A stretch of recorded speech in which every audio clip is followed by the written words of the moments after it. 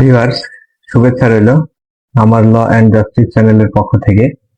সকলকে আবার আমন্ত্রণ জানাচ্ছি এবং আজকে আমাদের নতুন ভিডিও নিয়ে আপনাদের সামনে উপস্থিত হয়েছি। আজকে আলোচনা করব যে যুদ্ধ কেন শুরু হয় বা একটি রাষ্ট্রের সঙ্গে আরেকটি রাষ্ট্রের কি কি কারণে যুদ্ধ হয়।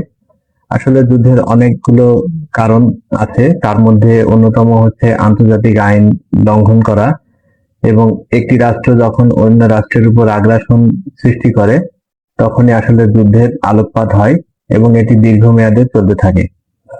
যেমন আমরা এর আগে দেখেছি, অনেকগুলো যুদ্ধের কথা শুনেছি, তার মধ্যে ইরাক যুদ্ধ অন্যতম ছিল এবং বর্তমানে বেশ কয়েকটি যুদ্ধ প্রচলিত রয়েছে এবং চলমান রয়েছে এবং কিছু কিছু রাষ্ট্রে গৃহযুদ্ধ আমরা লক্ষ্য করছি। আসলে গৃহযুদ্ধেরও কিছু কারণ থাকতে পারে, সেটি হচ্ছে রাষ্ট্রনায়কদের অপরিসীম দুর্নীতি, স্বজনপ্রীতি এবং অদূরদর্শিতার কারণে একটি রাষ্ট্রের সঙ্গে আরেকটি রাষ্ট্রের যুদ্ধ হয় কিংবা গৃহযুদ্ধের সৃষ্টি হয়।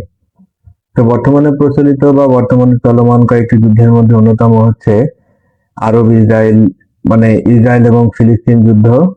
এরপরে আছে সিরিয়া এবং লেবাননের গৃহযুদ্ধ। এরপরে রয়েছে ইয়েমেনের অস্থিরতা এবং আমাদের দক্ষিণ এশিয়ায়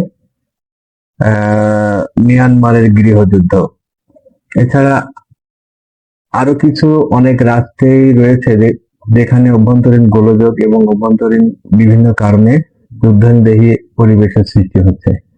তো পরবর্তীতে আমি যে কোনো যুদ্ধের বিস্তারিত বিষয় নিয়ে আবার আপনাদের সামনে উপস্থিত হব। তো সে পর্যন্ত সকলে ভালো থাকবেন এবং অবশ্যই চ্যানেলটি সাবস্ক্রাইব করবেন।